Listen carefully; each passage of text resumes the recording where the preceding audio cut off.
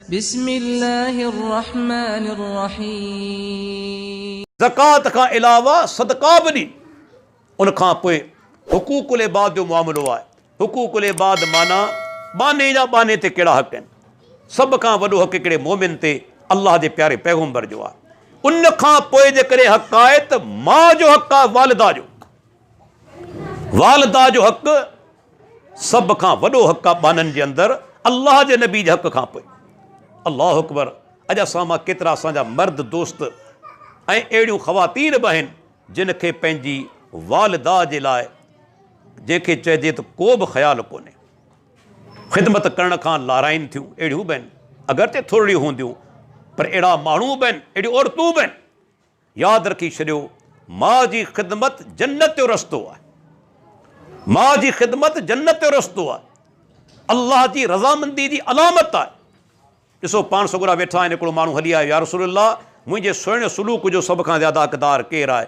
पाण फरमाईंदा तुंहिंजी वालिदा। ॿिए दफ़े पुछे थो, पाण फरमाईंदा तुंहिंजी वालिदा।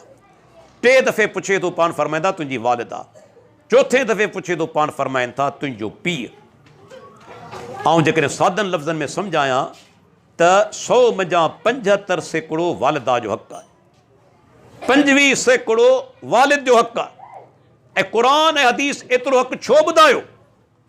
कॾहिं गौर करियो, 3 तकलीफ़ूं अहिड़ियूं आहिनि जेके सिर्फ़ु माउ वीचारी बर्दाश्त करे थी, पीउ जो इन में को किरदारु कोन्हे।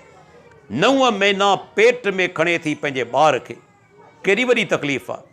रतु घटिजी वियो, ब्लड प्रेशर वधी वियो, बाद औक़ात शुगर थी वई, कमज़ोरी थियणु लॻी, सहक थियणु लॻी, हता के केतिरियूं औरतूं वीचारियूं इन ई दौरान बीमारी विघे गुज़ारे बि वेंदियूं आहिनि। 9 महीना पेट में खणे थी, हमलतहु उम्मुहु वहनन अला वहनिन। अलाह ताला फरमाए थो, कमज़ोरी मथां कमज़ोरी बर्दाश्त कंदे मां 9 महीना पंहिंजे पेट में खणे थी। केॾी वॾी कुर्बानी आहे। उन खां पोइ तव्हां ॾिसो, जॾहिं ॿारु ॼणे थी, केॾी वॾी तकलीफ़ आहे। अॼु बि तव्हांजे मुल्क पाकिस्तान में, ऐं डॉक्टर आहियां, मूंखे वधीक इन बारे में मालूमात आहे, हज़ारे औरतूं डिलीवरी जे वक़्तु गुज़ारे वञनि थियूं।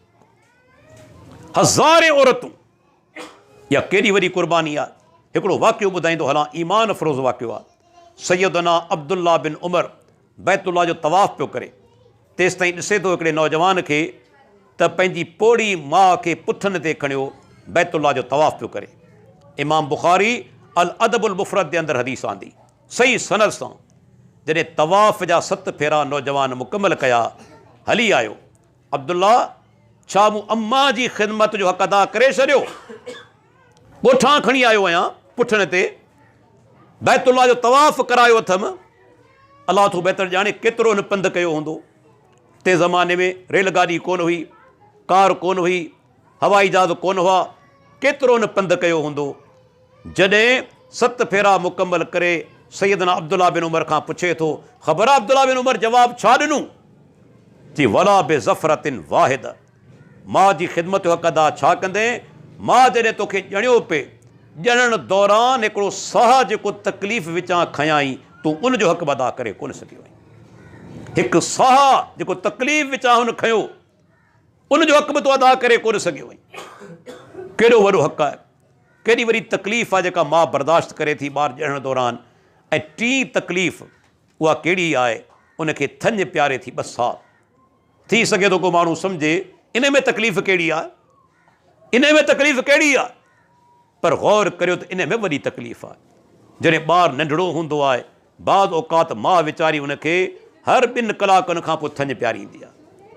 राति 11 बजे सुती, थञ प्यारे 1 बजे उन दाह कई, वरी निंड ख़राबु, वरी 1 बजे थञ प्यारे थी, 3 बजे उन दाह कई, वरी सुजाग थींदी, वरी 5 बजे दाह कई ॿारड़े, वरी उथे थी।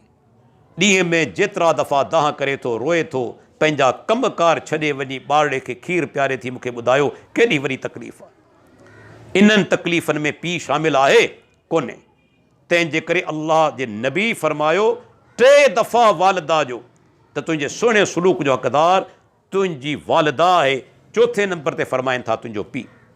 पर कॾहिं कॾहिं ईअं थींदो आहे, वालिदा वीचारी गुज़ारे वई, तव्हां ख़िदमत न करे सघिया, हाणे छा कजे?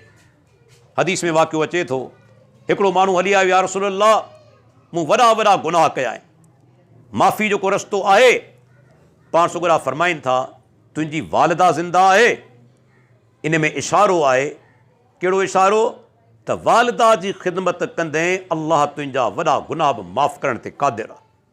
माउ जी ख़िदमत सां वॾा वॾा गुनाह माफ़ु थियो वञनि। उन माण्हू चयो, अल्लाह जा रसूल, अम्मा त वीचारी गुज़ारे वई।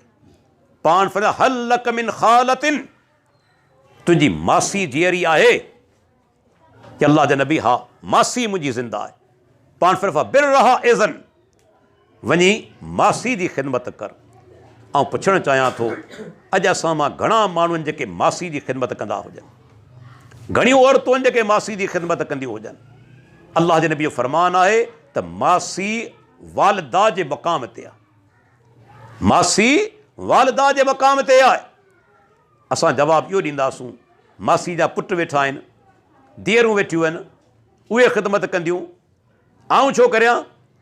अल्लाह जा बानो, या अल्लाह जे नबी जो फ़रमान आहे, वालिदा जी ख़िदमत में का कमी रहिजी वई, गुनाह के वॾा करे चुका आहियो, उनजी माफ़ी जो ज़रियो इहो बि आहे त पंहिंजी मासीअ सां बि उसने सलूक करियो। कॾहिं वञो हुन सां मुलाक़ात जे लाइ, कॾहिं ख़र्ची त उनखे ॾियो, कॾहिं दवा त वठी ॾियो, कॾहिं कपिड़नि जो वॻो त वठी ॾियो। असांजी हालत त हीअ आहे, असां में अहिड़ा बदनसीब आहिनि जिन पंहिंजी वालिदा खे बि कॾहिं दवा जा पैसा कोन ॾिना, कॾहिं कपिड़नि जो वॻो वठी कोन ॾिनो, कॾहिं माउ जी तबियत पुछणु कोन विया। अहिड़ा बदनसीब आहिनि, दोस्तनि ते उन्हनि यारनि ते लखें रुपया लुटाए छॾिया ऐं लखें उन्हनि तबाह करे छॾिया, पर माउ ते कॾहिं उन्हनि चंद 100 रुपया बि ख़र्च कोन कया। केॾी बदनसीबी आहे, केॾो वॾो हक़ु आहे जेको इस्लाम ॿुधायो आहे वालिदा जो। उनखां पोइ ॾिसो